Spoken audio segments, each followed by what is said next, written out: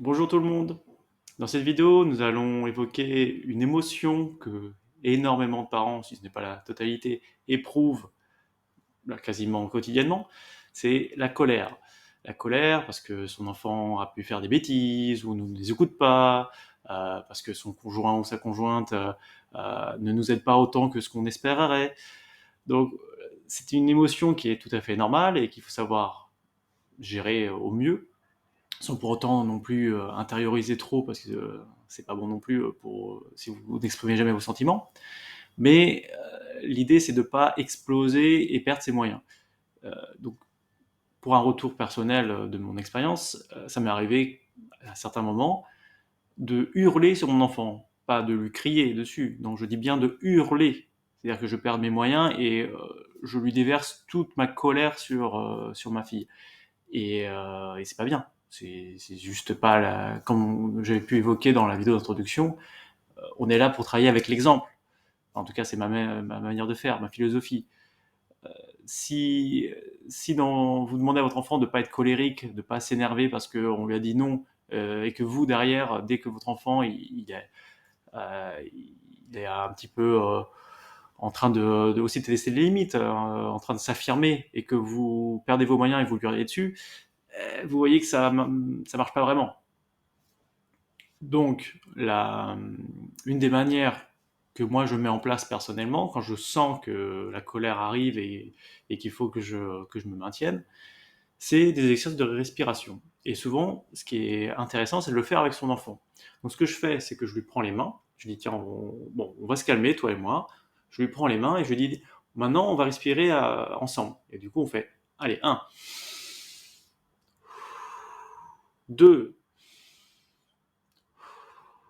voilà. Donc on le fait ça 5-6 fois ou 10 fois maximum, le temps qu'on se calme. Alors je dis pas que ça marche à tous les coups, mais au moins ça vous fait temporiser un petit peu. Ça vous permet de ne pas exploser directement, de dire ok, on temporise un peu, on se calme, et même si c'est comme je disais que ça marche pas à tous les coups, au moins ça aide vraiment à s'apaiser et à garder sa partie rationnelle en mode on, et pas juste tomber dans le mode agressif directement, mode bestial.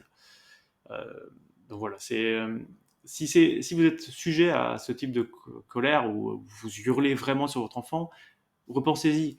Est-ce qu'il n'y a pas une autre manière d'aborder les choses? Et est-ce que c'est vraiment la vision que vous voulez avoir, que votre enfant a de vous? C'est-à-dire que dès que votre enfant va essayer de tester les limites, ce qui est tout à fait normal hein, dans le développement de tout être humain, on teste les limites au moment de limites qui sont données. Et, euh, et c'est aussi pas une mauvaise chose qu'un enfant s'affirme par lui-même.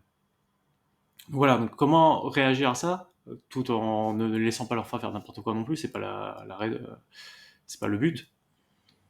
Donc si, voilà, encore une fois, si vous êtes sujet à des grosses colères, réfléchissez à ce petit tips, ce petit conseil sur la respiration, et surtout si votre enfant aussi s'énerve, même si vous n'êtes pas encore énervé, mais que votre enfant s'énerve, proposez-lui de faire cet exercice de respiration. Vous verrez que ça enclenche une première étape pour l'amélioration des relations qu'on peut avoir avec son enfant. J'espère que cette vidéo vous aura plu. Si vous avez mis en place ce conseil et que vous avez des retours positifs ou même négatifs, hein, pas de problème, mettez-les en commentaire, ce sera intéressant de vous lire et voir aussi si vous avez vos propres techniques pour vous calmer. Je suis intéressé de savoir ça. Si vous trouvez en tout cas cette technique intéressante, n'hésitez pas à laisser un pouce en l'air, ça me fera plaisir et ça va me motiver à faire plus de contenu. Et donc maintenant il ne me reste plus qu'à vous dire à la prochaine.